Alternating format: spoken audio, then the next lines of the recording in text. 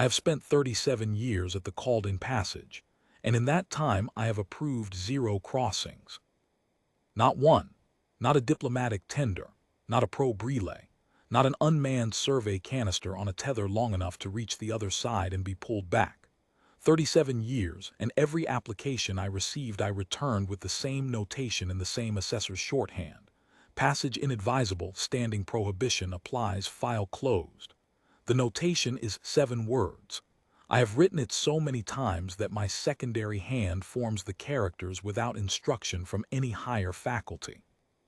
7 words and the file closes, and the called-in passage stays what it has always been. The last marked coordinate before the charts go to white. The old ones who trained me called the white space beyond the passage the quiet, not because it is quiet. They called it that because quiet was what came back to us when we sent ships in. The instruments ran fine until they crossed what our surveys call the interior line, 9 light minutes past the passage itself.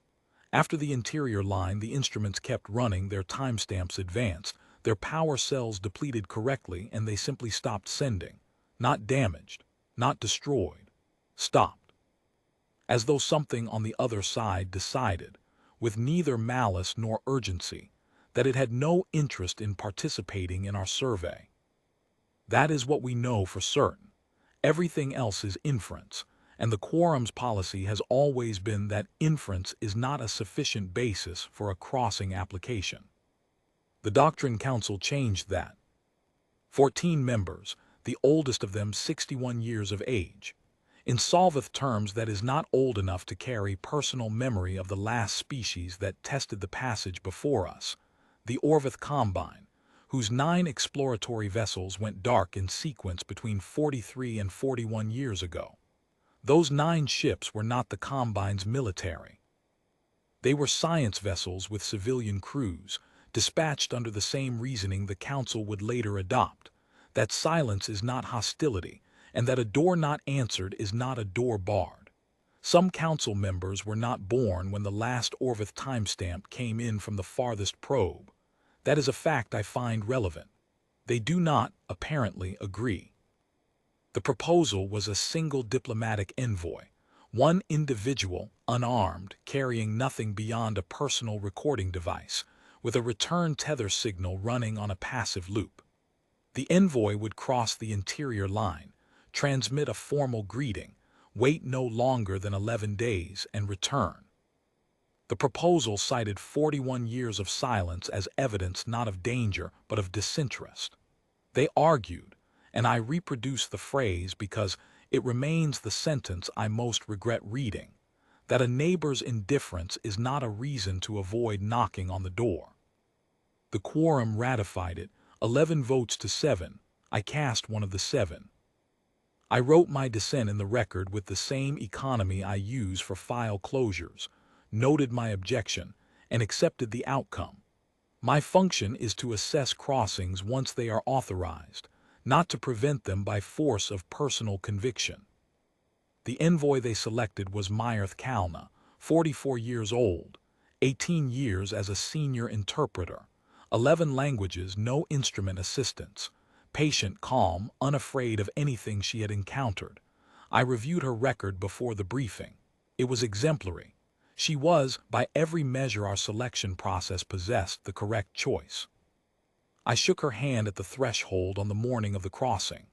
She smiled at me with the expression of someone who is not unaware of the risk and has made their peace with it. I noted it and filed it in the part of my memory I do not use for official records. She crossed at 6:14 local station time. The tether signal ran clean for 9 light minutes, then went silent at the interior line, as every signal had before it. On the morning of the 12th day, at 6:31, 17 minutes after the expected return window opened, Myrth Kalna walked back across the threshold. She was, by every instrument we applied, herself. The bioseal analysis confirmed her genetic profile to 12 decimal places. The neural resonance mapping matched her pre-crossing baseline within the range of normal drift. Her memory continuity scan returned coherent and uninterrupted. She described her crossing, the interior line, 11 days on a coastal margin of a terrestrial body she could not name. She had a recording: water, light, sky, vegetation, and on the third day a figure at a distance her device could not resolve. The figure did not approach. On the 11th day it was gone. She returned. She said no communication had been made. She believed the figure had been observing her. She said she had felt, throughout the 11 days, entirely safe. She said the word safe with a slight emphasis I did not record in the official transcript. I should have. I did not. The Doctrine Council was elated. The quorum convened a full session to receive her report. I ran my own assessment the night before. The quorum's protocols are thorough. They are designed to determine whether a subject is biologically continuous with a prior baseline. They are very good at this. What they are not designed to determine, what they have no instrument for, because no instrument was ever written to address it, is whether a subject knows things they should not know. I asked Myrth Kalna to speak with me informally, the evening before the full session. My assessment office, no recording active. She agreed without hesitation and arrived exactly on time, composed, carrying nothing. She sat across from me the way she had sat in every pre-briefing, back straight, both hands on the table, the face of someone who has spent 2 decades translating difficult things for difficult audiences and knows how to wait without filling the silence. I did not ask her about the crossing. I asked her instead about something that had happened at this station 3 years before her application was ever filed. An internal equipment failure I had never reported, resolved myself with no assistance, noted only in a private log I keep in a format no quorum system has ever indexed. A trivial matter.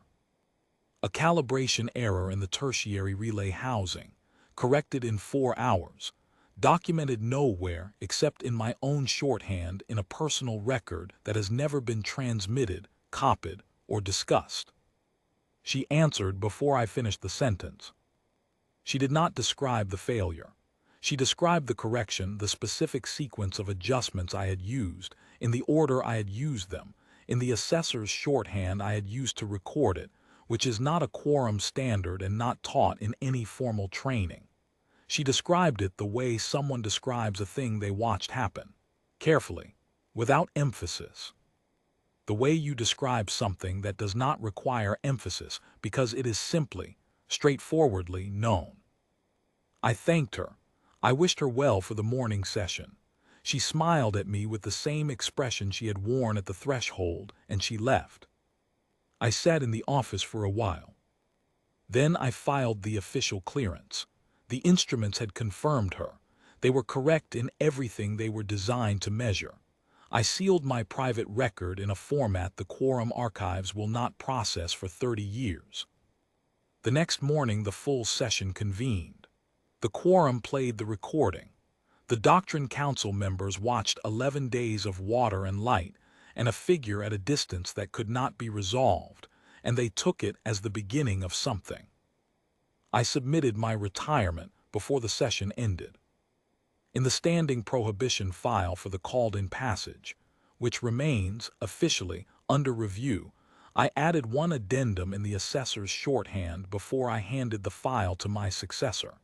It carries no procedural weight. My successor will likely remove it. It reads, "Do not send anyone you would miss." I do not know what crossed back through the called-in passage on the 12th day at 6:31 local station time. I know what the instruments confirmed. I know what it knew.